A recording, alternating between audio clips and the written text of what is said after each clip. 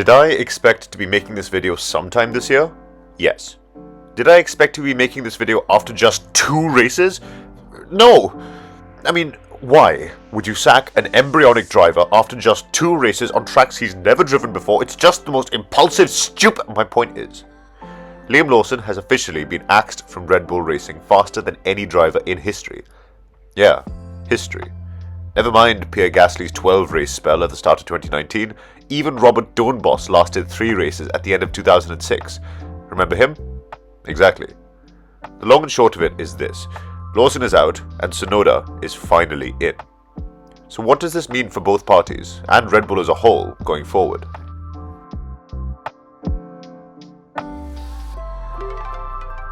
Yes, there are factions of the fandom who haven't warmed to Lawson, and yes, there is no way around the fact that his start to the season has been downright dire.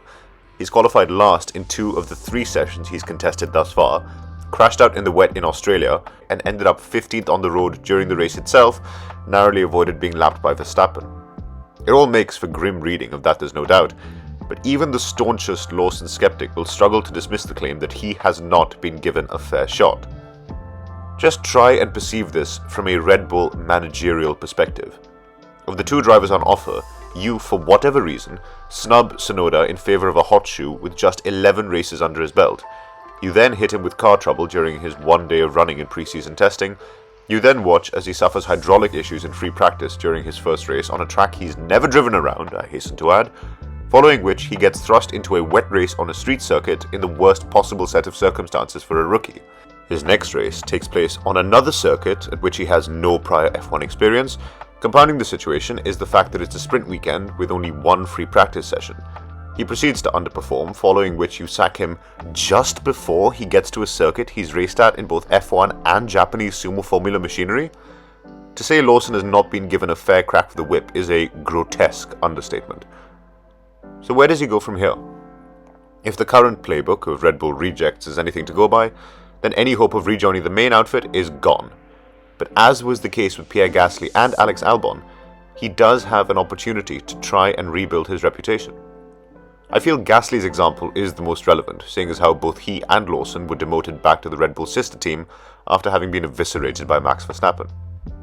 Gasly was, over the course of 3.5 years, able to rebuild his confidence, grab a few headline results, including that win at Monza in 2020, and make himself an attractive prospect to other teams. The Frenchman having eventually settled down at Alpine and made that his home for the foreseeable future. Lawson has the chance to do just that, in a car that is clearly less capricious than the Red Bull.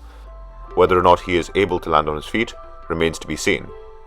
The long and short of it is, these next 22 races will essentially decide Liam Lawson's future in Formula 1.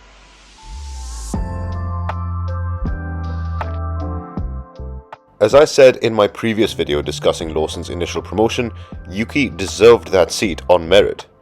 He's improved at a right rate of knots since the start of 2023, and with Lawson getting the boot, he's essentially battered 3 credible drivers into submission at this point.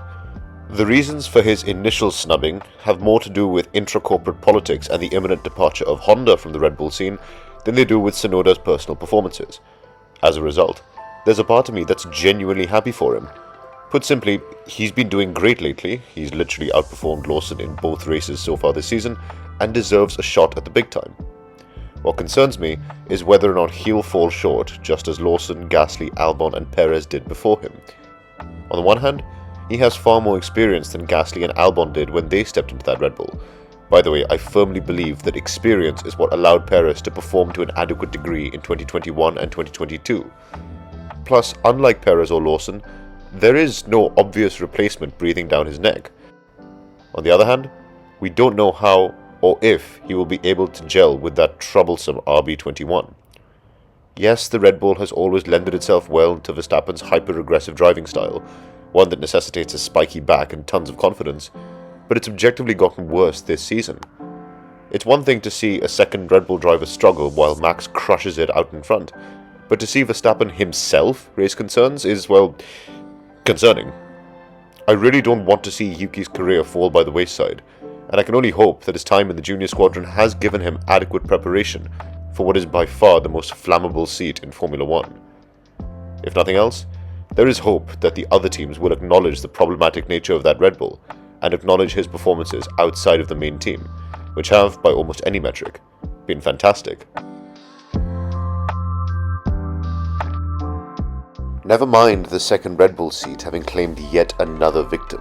This latest installment has shed light on the cliff edge towards the team as a whole is currently barreling. The loss of Adrian Newey, Jonathan Wheatley and Rob Marshall is not going to go unnoticed. The fracturing at the top between Helmut Marko and Christian Horner shows no signs of easing up, and it's now starting to bleed onto the circuit. Like I said earlier, the car has been tricky for ages, and Red Bull is no stranger to controversy. But as of late, everything has been held in place by one unwavering constant: Max Verstappen. Regardless of the surrounding turmoil, Max has consistently been able to drag supreme performances out of that car, but now even that looks in doubt. Don't get me wrong, it's not like he won't keep squeezing every available millisecond out of his machinery, but in contrast to previous seasons, even Max doesn't seem happy with the car. He's currently keeping a cool head and obviously knows the task at hand, but he doesn't seem as nested down within that team as he once did. Spin the clock back 3 years and ask yourself, could you really have imagined Max leaving Red Bull? It was virtually unimaginable. But now it's almost impossible to see him staying until the end of his contract in 2028. Whether it be a move to Mercedes, Aston Martin, or another discipline entirely, Max Verstappen's days in Red Bull are numbered. And having made the crippling mistake of centering their entire organization around one man, the fact of the matter is this: with no reliable drivers waiting in the wings, a mass exodus of key personnel, and an objectively troublesome car, once Max Verstappen leaves, Red Bull will in many ways be thoroughly and lastingly fucked. Thank you all very much for watching. If you like what you see, then feel free to hit all the appropriate buttons down below, and I'll see you very soon.